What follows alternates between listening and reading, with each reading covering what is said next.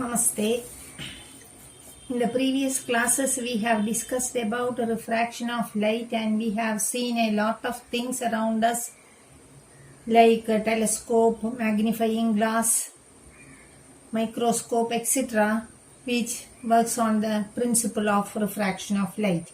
All these things are man-made, but in addition to this, we have a natural lens of our own, that is our eye. God has given us a powerful eye which helps us to see this beautiful world around us. So this is our natural lens. This is a natural lens and it is our own lens. That is the peculiarity. That is our eye. Eye works on a similar manner as a camera works. It based on this refraction of light. It works on the basis of or on the principle of refraction of light. This lens here is a convex lens. This convex lens is made up of not by this glass or anything else. It is made up of cells and proteins and also has the power to contract and relax. Such a powerful eye we have. Let us study more about our eye. When we look the eye of a person, we can see a white part first. The first thing come in our mind is we see is the white part of the eye. That white part of the eye is called sclera. The front part of the eye is called cornea. It is a bulging part and bulging outwards. It is made up of a transparent substance. Light enters through this cornea and behind this cornea is the iris. This iris is of different colors depending upon the genetic character of different people or the melanin present in them. They have different brown eyes, grey eyes, like that we can see. That is, this colored part is called iris. And this controls, this iris controls the amount of light, and according to that amount of light, the pupil adjusts. That dark spot, black spot, is called as pupil. It seems to be black in color because no reflection of light is there. It is just like a hole. It allows the light to enter through.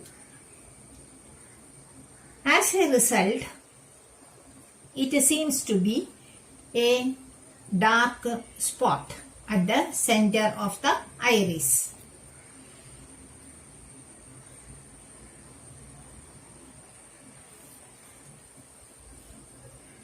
There is a bulged out portion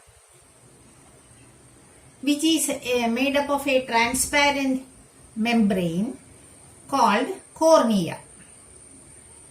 Cornea helps to refract the eye.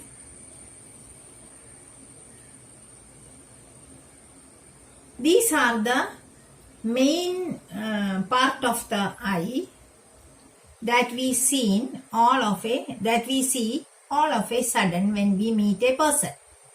The white part, the circular colored part, and the black spot at the center of the colored part. This much part we have seen when we meet a person. These are the parts of the eye that we can see at once. But when we go in deep, we can see one screen is there inside the eye, which is called the retina, on which the image is focused. When we see an object, the image of the object is seen on the retina. This retina is called as the screen. Our eye is, a lens is there in the eye, which is made up of cells and protein and is held by ligaments, and this is the eye lens, held by ligaments and ciliary muscles. And these ciliary muscles helps the lens to expand or contract depending upon the amount of light falls on it, or when we are watching the object above, far away or nearby. Depending upon that, there is a contraction and a relaxation occur on this lens.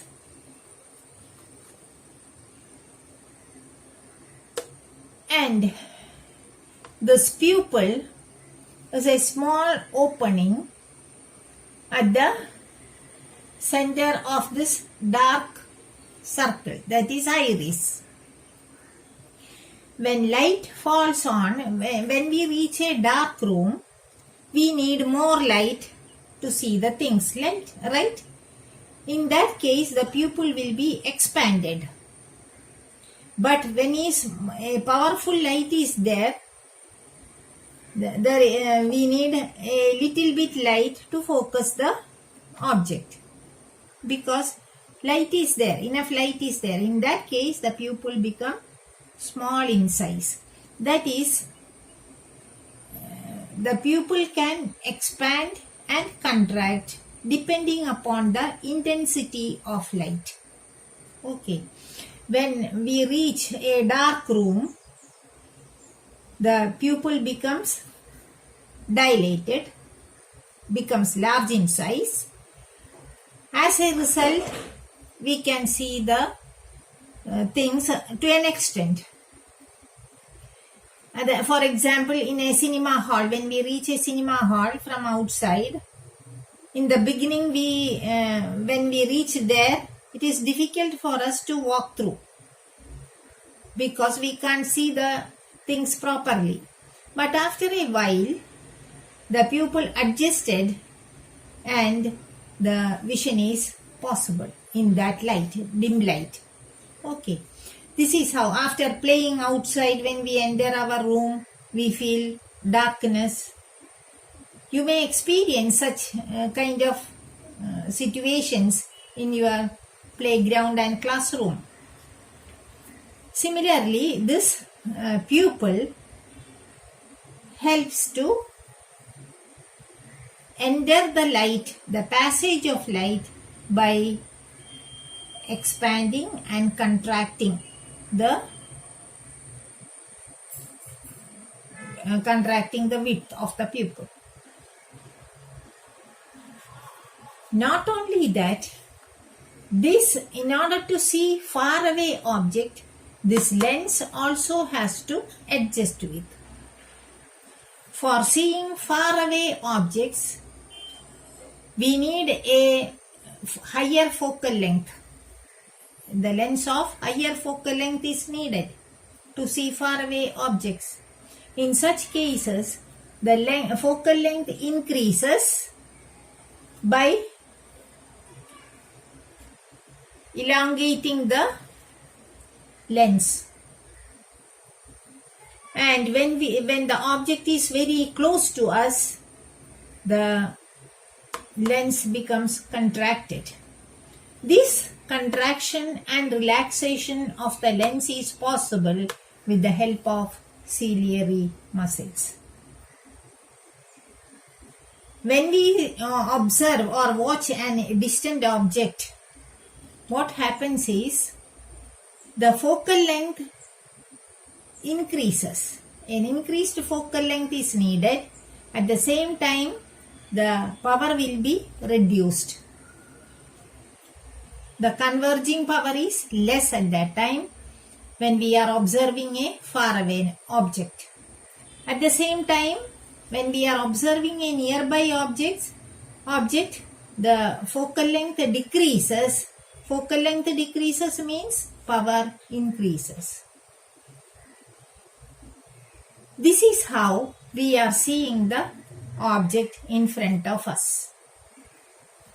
Here we call this as a screen called retina. This on the retina, the image falls after refraction is real and inverted, that is upside down. But actually we are seeing the erect images, right? How this is possible? The nerves going to the brain connected with this here interpret the images and give the message in the proper way.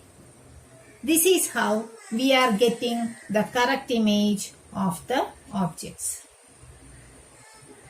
These nerves are called optic nerves.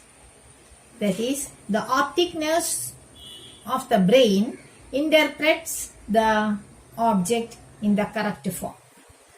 That is how we are getting the correct image of the object. And in addition to this screen, here in the screen, there are rods and cones. Cones gives us the color information, and rods give us the intensity of light. How much bright the object is, how much dim the light is. That idea we will get with the help of these rods and cones. They are called sensitive cells. These sensitive cells, cone is conical shaped, and rods are rod shaped, and these cells gives the idea of CONES, cones, color, CO.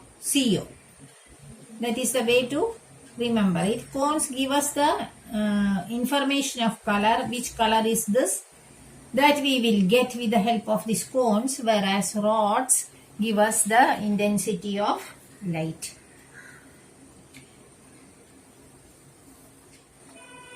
According to our eye, we have a far point and near point. Far point means the point we can see the things. We can see the things, not in a blurred way. That the things can be seen. That distance is considered as far point and is called infinity. The far point is infinity. Near point is the point at which where we will get the clear vision. The minimum distance at which we are getting the clear vision is called the least distance or near point. That is 25 centimeter, whereas far point is infinity. These are the 2 points, near point and far point. And this near point is also called as least distance of distinct vision. The lowest distance where our vision is clear, where we can see the object clearly without any strain. That is what is called least distance of distinct vision, and is 25 centimeter. Okay.